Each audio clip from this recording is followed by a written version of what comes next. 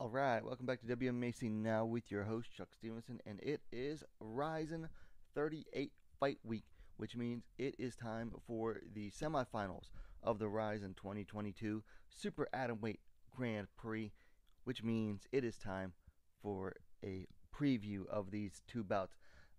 I'm looking forward to these, not as much as I was had they gone through as originally planned. We do have a change up in these bouts,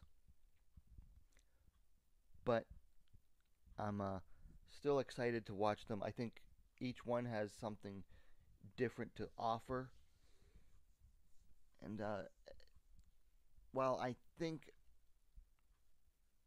I have the right predictions on how these fights are going to turn out, I actually hope they turn out a little bit differently, just because the result is going to give us something we've already seen twice now. But I think this has been a good Grand Prix. RIZIN, worked hard to bring in some foreign fighters for this one, because as soon as Japan opened back up to foreign fighters, and they announced this Grand Prix and brought in said non-Japanese fighters. So the Grand Prix turned out good, if a little bit predictable. But I think it still turned out very good. So anyway, let's get into it. So we've got two bouts here, four fighters, and the winners will meet on New Year's Eve for the Grand Prix Championship. So the first bout up is going to be Ayaka Hamasaki versus Shiyu Park, and I like this fight a lot. There's a lot going on here. I mean, Shiyu Park is former training partner and still friend of Sahi Ham, one of the last people to beat Ayaka Hamasaki. Ham beat Hamasaki for the RIZIN title on New Year's Eve 2019, right before, the pandemic hit. And then Ham left RIZIN. So this is almost like a revenge by proxy fight for Hamasaki. For Park, she has come a long way in the last couple of years, right before the pandemic hit, or pretty much right as the pandemic hit. Park basically moved to Japan and has been living and training there ever since, minus a short run back to Korea for a visa. And it has really brought her grappling a long way, particularly her anti-wrestling. She's always been a pretty good striker and is still working on it, but now she's brought up her grappling defense a long way. So let's go ahead and take a look at the stats on this one. So Hamasaki coming in at 24-5, Park coming in at 8-4. So obviously a big advantage to Hamasaki in the experience department. Now, Park is riding 3 straight wins, dating all the way back to New Year's Eve. Hamasaki's coming in off of one win off of Jessica Aguilar in the first round. Before that, she had suffered 2 straight losses to Seika Izawa, who's in the other semifinal bout here. Hamasaki is the elder fighter. She's 40. Park is 31. Looks like Park is just slightly taller at 5 feet 2 inches, 157 centimeters to 5 feet 1 inch, 155 centimeters. No reach listed for Park on Tapology. Hamasaki's listed at 63 inches, 160 centimeters. So I think this is the more compelling of the two bouts. I think that, like I said, Park has just come a long way in the last, 2.5, almost 3 years since moving to Japan, and really getting with first Deep Jewels and then RIZIN by extension. But really, when she hooked up with Mi Yamamoto over there at Crazy Bee and just really started working on her wrestling and her takedown defense, or her anti-wrestling, I should say, and anti-grappling, she has just come a long, long way. Hamasaki has, managed to stay steady, rock steady. She's one of the most well-rounded female fighters in the game. Has probably the best straight boxing in women's MMA. might be a bit controversial, but that's my opinion on it. Her boxing is so crisp and so refined. But above all else, she is still an excellent, amazing judoka. Now, some people think she might be slipping here. It's possible. She's 40 years old, and she did lose two straight to Seika Izawa out of nowhere. And her more recent wins, Emi Fujino and Jessica Aguilar, they're around her age, or I think in Fujino's case, Fujino is even older. So it's not like she's been beating the most stellar competition lately. I mean, her before Fujino, she had a split decision in a fight against Kana Asakura, and she had pretty much walked through Kana Asakura in the first fight. So it is quite possible that Hamasaki is declining here. The big question is, has she been declined enough for Shiyu Park to catch up with her? I'm not quite sure.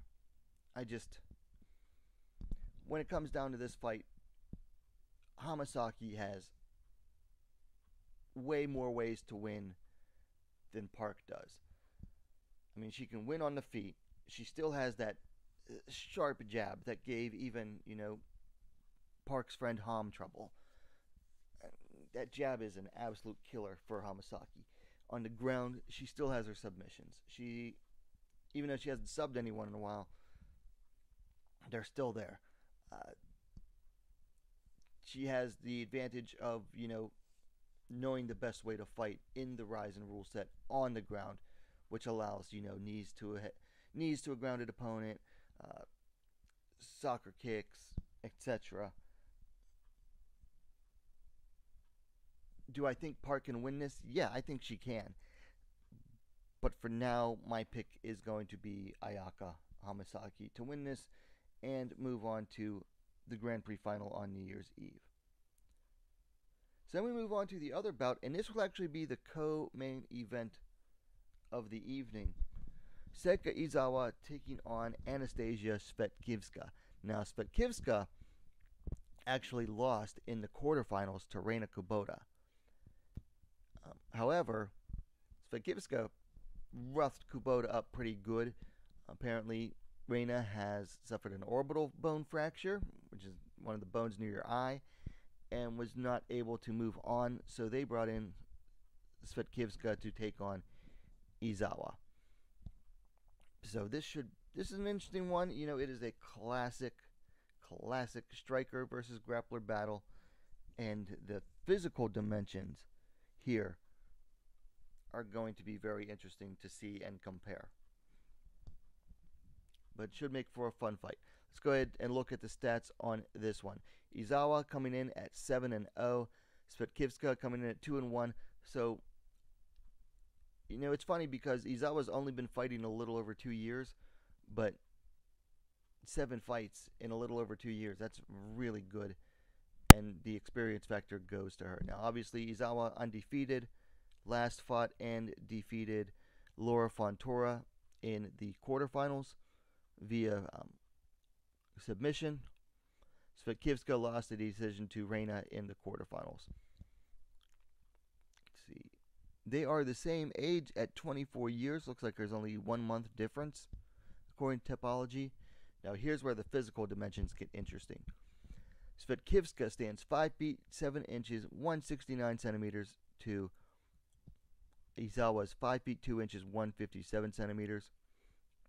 No reach listed on Topology for Svetkovska.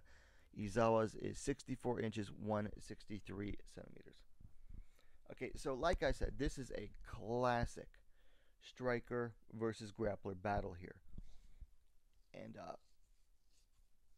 it really comes down to stopping the takedowns for Svetkovska, or in Izawa's case, getting it to the ground. It really comes down to implementing your game and who is going to be able to do it better. These fighters have 3 rounds to get something done here, or to do enough to win a decision.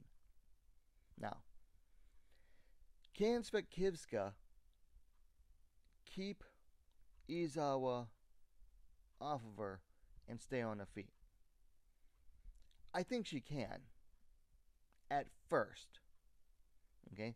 So I think she can stop the takedowns from Izawa at first. Because we all know Izawa is not going to come out there and look to strike with her. It's just not going to happen. Like, she's going to do just enough striking to get close to Svetkovska, get her to the ropes, get her into the corner, and then work for a takedown. So it's on Svetkovska to keep Izawa off of her and stay on the feet. So can Svetkovska do that? Can Anastasia keep Izawa off of her? I think she'll be able to at first.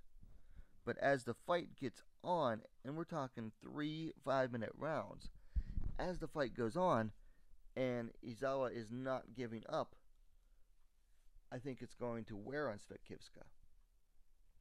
And I think once it starts to wear on her, she's going to start losing confidence. She's going to get tired because it's hard to defend. It's hard to defend takedowns. As exhausting as takedowns are, it's just as exhausting, if not more, to defend them.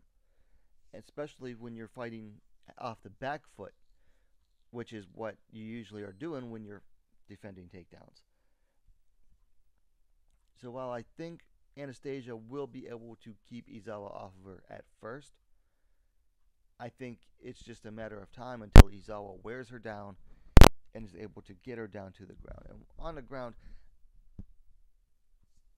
I haven't seen enough of Anastasia. I think she'll do okay there. But we're talking about, in Izawa, a superior ground fighter. Someone who has been doing judo her whole life. Very high level, was doing it in college, was competing in college level, which is serious stuff in Japan. You know, university level judo is serious stuff in Japan. It's basically preparing, judoka for world championships, Olympics, Asian games, etc. So I think it just comes down to, it's a matter of time until Anastasia gets taken down by Izawa, and then Izawa gets a submission. So the pick here is going to be Seika Izawa, which means that for the finals, we're going to be looking at Seika Izawa versus Ayaka Hamasaki for the third time in the span of a year, because they first met at New Year's Eve with Izawa upsetting Hamasaki via second round submission, or TKO rather, and then they faced each other again 4 months after that for the title, with Izawa getting a decision, and then they'll be facing each other for the third time in a span of a year on New Year's Eve again, which is just ridiculous when you think about it, but that's just how the tournament is likely to work out. If it does work out that way, I see Izawa winning for a third time and retaining, basically winning the Grand Prix championship. Now, what I would really like, though, would be to see Park beat Hamasaki, and then we see still a rematch, but a different rematch that we haven't seen recently between Izawa and Park. And Park gave Izawa a very hard time in their first fight, and that was in either, can't remember if it was Deep or Deep Jewels, but it was in a cage, and under RIZIN rules, you could almost make an argument that Park would have won that fight. I think you actually could make the argument that Park would have won under RIZIN rules. So I actually hope that is the fight that turns up, would be Park or Izawa versus Park 2. Anyway, those are my thoughts. RIZIN 38 goes down this weekend, early Sunday morning or late Saturday evening if you're in the U.S. And it's going to be available in the U.S. very easily with English commentary through FITE.tv. That's FITE.tv. The RIZIN fight card, I believe, like $14.99. So go check that out. Let me know your thoughts, who you think's going to win in the comments down below. If you liked the video, please give it the thumbs up. And don't forget to subscribe to WMMA Now, the best, most complete women's mixed martial arts dedicated platform on YouTube. Thanks for watching. We'll see you next time.